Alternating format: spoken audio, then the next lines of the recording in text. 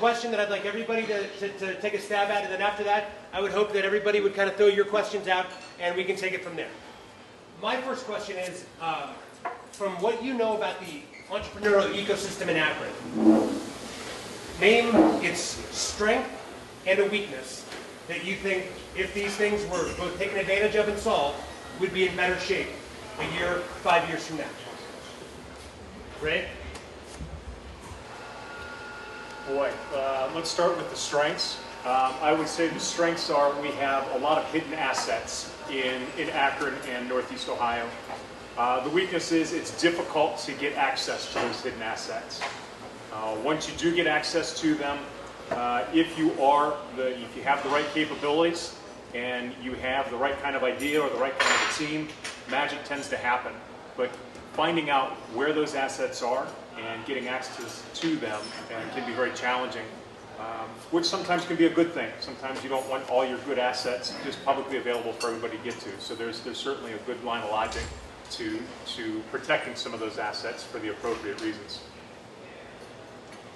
Yeah, I'd say on the pro side, I mean, one of the reasons I chose Akron, really affordable real estate, affordable talent. I mean, you can hire developers here 2 for 1, versus San Francisco or something like that. I feel like the Midwestern, the more I travel, and we have locations around around the country, the more I travel, the Midwestern culture, just people are hard workers. They tend to be honest. They tend to support each other. I mean, we support the Browns. I mean, that's right. The pain tolerance in the Midwest is very, very high. Very high. And then on the downside, I mean, I get invited, because we're involved in economic activities and job placement, I get invited to a lot of things where people are concerned about the economy, they're concerned about the community. But it seems like we have a lot of groups that are looking at this problem, but there's not really a mesh. It feels like there's a lot of resources going in a lot of different directions, and I feel like if we would focus up a little bit and pool those resources, we'd probably be better off.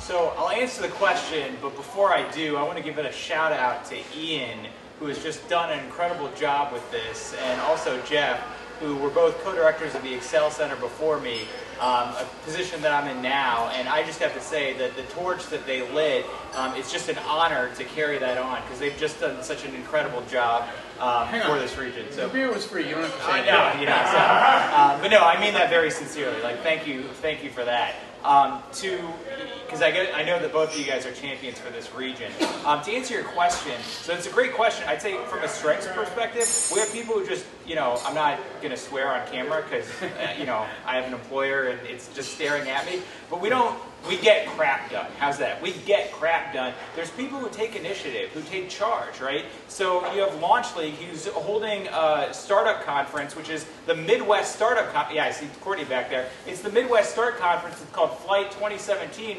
We have, we have an investor from 500 startups that is coming to Akron, Ohio.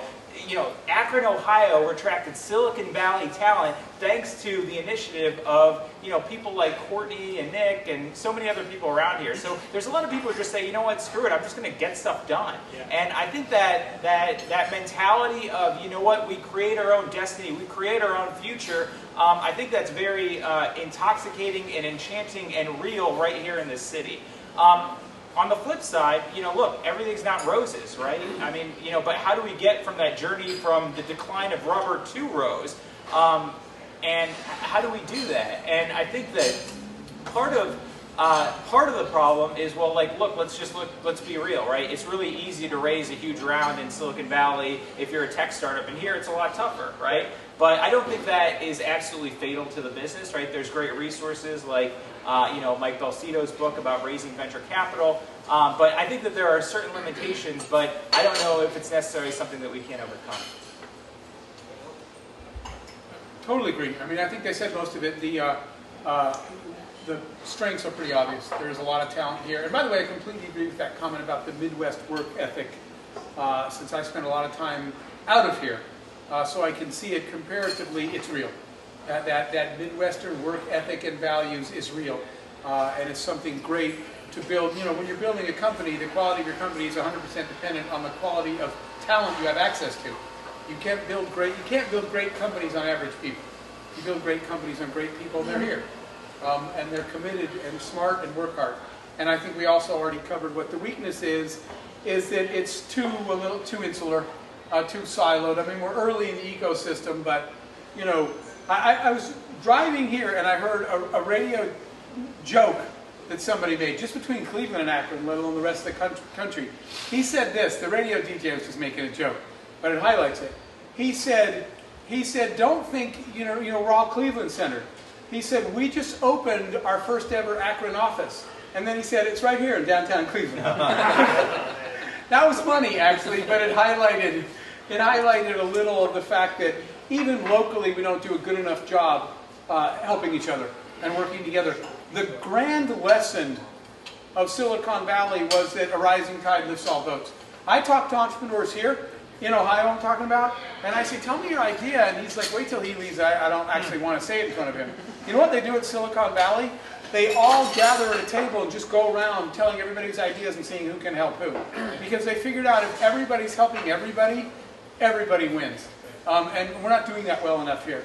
We're still a little insular, and when I talk to people, even in Akron, about other people in Akron, they say, I'm sorry, I don't know who that is. I said, this town's not that big. How do you not know her? We need to do a better job of bringing everybody together and sharing. Well said. I have one more question, then I want to open it up. But I want to take advantage of the uniqueness of the individuals on this panel. And I'm pretty sure that all of you, in more times than one, have judged competitions, have judged Shark Tank-like events, situations where people are pitching. I don't want to jump all the way ahead and just think about what it's like to be in the finals and how do you win this competition, because we've already discussed there are other ways to win than just winning. But from a group's point of view, what kinds of things have you seen that have really impressed you about maybe the style of someone's pitch or something that somebody did that was just so far and away different or better than the usual run-of-the-mill pitches that maybe they can keep in mind that might be an advantage to them when it gets down to time where they really have to impress people with the elevator pitch or with the pitch in the finals? Jeff, I will go the other direction. So, I probably am judging a competition every other week somewhere in the world. So I do this pretty much for a living. Right now, by the way, the answer to this changes. Right now, the trend's all about traction, customer validation. You can talk all you want, but if we on the panel don't believe that anybody outside of your team thinks this is a good idea, until you convince us that somebody in the target world believes that. So even when you're on the bus, you could be emailing and calling potential customers, pitching the idea to them and saying, does this make any sense to you? Because no matter how good we think our idea is, I don't actually run an airport, right? And I don't run an airline. So the day I said, who installs equipment in the airport, can I talk to that person, right? Who's in charge of literally sort of the yield management and the staffing at the airport? Until I called those people, and because sometimes, by the way, they say, Jeff, your idea makes perfect sense, but the politics, we know that in hospitals. There's a lot of medical companies that had a great idea and it never got bought because the politics of the hospital, not the business sense. So if politics are what you're dealing with, you better call and learn that. If it's business decision making, you better talk to them. So on the bus, whoever it is you're building this for, find some, email them, call them, record it. And when you're pitching, at the end, say, look, we just talked to 3 purchasing managers at 3 Fortune 500 companies, and let me tell you what they said. They'd buy it tomorrow. That is the most powerful way to close a pitch, is to not sell it at all, to let a customer sell it. I know that's a tall order for a few days on a bus, but I'll tell you something. If in 3 days you can't find a couple people that love your idea, maybe you should move on to the next idea. Very true. So I can't really add much to that. I will say that, third-party validation of your idea, I mean, that's incredible, right? Because you have intrinsic social proof of the commercial viability of your concept, and that's immaculate. I would say that one of the things in the actual pitch portion, sometimes we forget that, look, when you're trying to sell an investor, you're trying to sell a pitch, it's a story. You're just trying to be communicative, right? It's like, speak in simple language. Don't use all these acronyms and pretend that, oh yeah, try to, use all this linguistic subterfuge to say fancy words and just assume that people are going to buy on board because you've confused them. Rather, the opposite is true. If you can distill something down to its constituent elements that are very clear and concise, then all of a sudden, if I can understand what you're saying and I believe what the problem is and I believe in your solution, that's a powerful thing. The last thing I'll say is that, you know what, even if you don't win at the pitch competition stage, kind of what Ian was talking about earlier is that, you know what, even if you don't win, well, guess what? Failure is a foundational prerequisite to success, right? So maybe you were told no, but maybe they told you no for the wrong reasons, and you just got to keep trying to tinker and figure it out to get the validation, the success that you're ultimately looking for. Yeah, this is all great information. I didn't win a pitch competition. In fact, I never did one. I just liquidated my 401k and started my business. Can you say that again? I liquidated my 401k and started my business. What did you not say right there? This is a key point. This is, for people that know me in the audience, what he did not say is, I liquidated my 401k and started a startup. And that is huge. He specifically said, I started a business. A business has profits, a business has losses, a business has to have customers. Whoever that customer is, some way of generating revenue. So I really appreciate you saying that. It's good to hear that sentiment in Akron. Be proud about that, please. So, since I've been acquired, like people in Akron, I get people asking me questions about startups and stuff. And there's like two filters I use when I'm talking to people.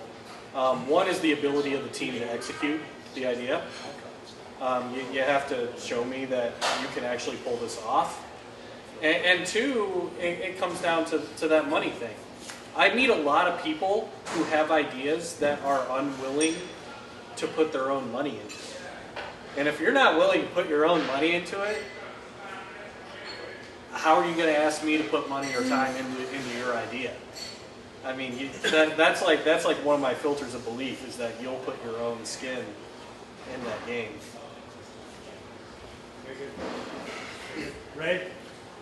So I'm going to speak about it from StartupBus's perspective, which is a little bit different than most pitch competitions or most startup boot camps or hackathons, so to speak. At the end of the day, StartupBus is not a hackathon. StartupBus is a boot camp. It's often referred to as the Navy SEALs boot camp of the tech industry, and that is done so for a reason. It's because we are going to beat you guys and gals mentally for 5 days. When you come out of it, you're going to be a different person. So when you're in front of yeah, that's a good smile. I want to see that smile in New Orleans in 3 days. Yeah. I'll see you in New Orleans. Actually, I won't see you till Thursday. But when you stand in front of the qualification judges, the semifinalists, the finalists, I would encourage you to have in your mind, why are you standing in front of them? What do you want out of it? For the moment, forget about what the judge is thinking. That may or may not matter to you at the time. But what matters to you and your team? Figure that piece out first. If you can figure that piece out first, then find a way to share that inspiration with the judges. Because as Jeff had pointed out, if you can get them to believe in what you're inspired about, in some sense, it doesn't matter if you have traction yet or not. But if you can get them to believe that you can get traction, that's what they're looking for. They want to believe in you as an individual, and they want to believe in you as a team. Even if your idea isn't quite there yet, but you can share that passion with them, that it's right on the cusp, and they can grab it. Personally, that's what I failed to do in 2012. So that's the experience that you guys can bring to the cusp in New Orleans this year. I'll say that's what I failed to do as well in 2016. I'll go with that. I failed to do that. And probably a lot of other things. All right. So who's got a question out there? Go ahead, man. Yeah, so do you guys see a lot of tech-based entrepreneurs in that coming out of the Akron area, or what do you see in terms of what is coming out of Akron? What type of business? What kind of businesses? Yeah, Good exactly. question. Not startups, but businesses. Mm-hmm. Good question. You took it, answer it. I'm probably a bad person to actually answer that question because I am one of the people that is very myopically focused on my business. And I really, since 2012, have not spread my wings very much, except to the startup community. So I would actually encourage some of the folks. So it's a little bit of everything, definitely tech, no weakness there. But you know, because of the history, we see a lot of manufacturing, right? Because people have access to it, they have history, their parents worked in it, they worked at a company. So we're seeing a lot of innovation in more traditional industries too, which we need, right? Everybody can't. Part of the reason when Ian and I were doing the Excel Center and I was supporting the White House was we supported the presidential proclamation for Makers Week. We were there at the White House to help do that on behalf of the City of Akron, is one of the cities that got selected for that, because everybody can't be building an app, right? This country was not built on that. We actually still need to make things and use things. So we don't want everybody doing tech. We got food problems, we got water problems, and we need better, we need the next generation of manufacturing. So we like that out of this area in the country, people are still interested and care about things like that, about manufacturing, product creation and consumer goods. So I think we're seeing a healthy mix of startups, tech included, but not only tech, and that's good. Bob? Yeah, I just want to, I'm Bob Sacco, Case Western Reserve University, and also Jumpstart and some business. I was on a bus last year, and it is a life-changing event. It's really amazing. Breaking your leg is also a life-changing event. So there is time to back out if you still want to do that. So it's a fun event, and the tech you learn is amazing. The relationships, and Ian and I, and a number of people got very, very close. Because of that event, we got to run an international water hackathon that's impacting lives in Canada, Detroit, Cleveland, Toledo, Erie. Again, we didn't bring that to the bus, but it was an outgrowth of the bus. Yeah. You learn a lot on the bus. You learn how to deal with people. What's the #1 rule on the bus? You don't go #2 on the bus. Exactly. So you have a lot of fun, but you learn a lot of deep elements, moving forward. And again, these relationships are wonderful. And did you share who you guys are picking up 2 hours south of here? I think we've mentioned it a little bit, but this is one of the things we wanted to let everybody know tonight at this party is we are going to be merging the Akron bus with the riders from San Francisco. For a number of logistical reasons, it's going to be too difficult to get them on a bus all the way to New Orleans and make sure they get the adequate stops and sleep time and all the rest. So what we're doing is we're going to have a larger bus than we had last year, and we're going to be picking up the San Francisco riders. So on this bus will be an opportunity for the Akron ecosystem representatives and the Silicon Valley representatives to work side by side in what Kyle and I are hoping is cross-pollinate. I mean, imagine how many more takeaways and connections and resources we're going to have to call our friends in the Bay Area of California when we need to find some of those funding rounds that currently might be pretty difficult for Akron, Ohio. Or maybe find some of that unbelievable tech savvy that, we just need somebody that's really good at aerospace but also has done deep sea diving. Well, we might not have it here, but I bet somebody there knows somebody. Those are the relationships we're going to be able to bring back. And the fact that that's happening and we're picking them up in Columbus, I believe. Is that where we're picking them up?